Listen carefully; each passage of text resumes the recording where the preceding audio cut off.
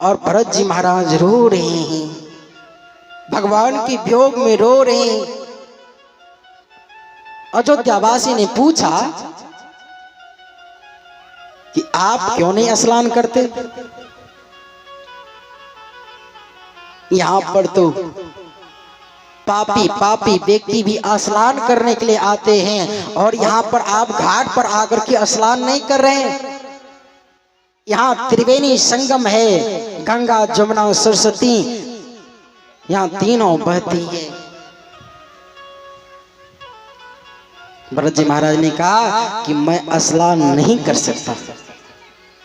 क्यों? कहा कि यहां पर सरस्वती की वास है। अच्छा, सरस्वती की वास है तो आप स्नान नहीं कर सकते? सरस्वती तो विद्या की देवी है, उस सरस्वती में आप प्रवेश नहीं कर सकते? भरत जी महाराज कहते हैं कि ऐसा ज्ञान भी ना हो जो ज्ञान से रघुनाथ के चरण से दूर करवा दे।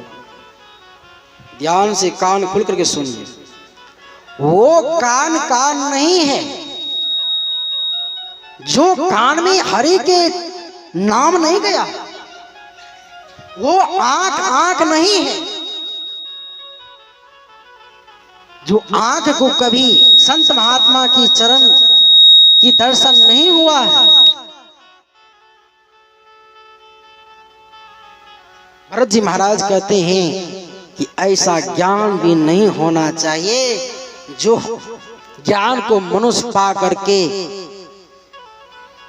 राम से दूर हो जाता है।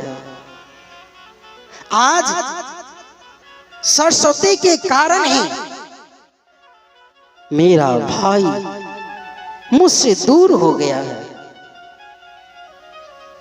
इसलिए मैं उसमें स्नान नहीं कर सकता। और भरत जी महाराज ने स्नान नहीं किए।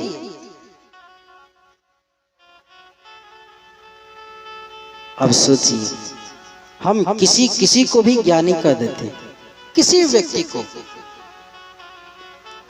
महाराज, आप तभी ज्ञानी हो सकते जब तक आप में आध्यात्मिक और भौतिक ज्ञान दोनों प्राप्त है, तभी आप ज्ञानी हो सकते, तब आप ज्ञानी कहलाने की योग है।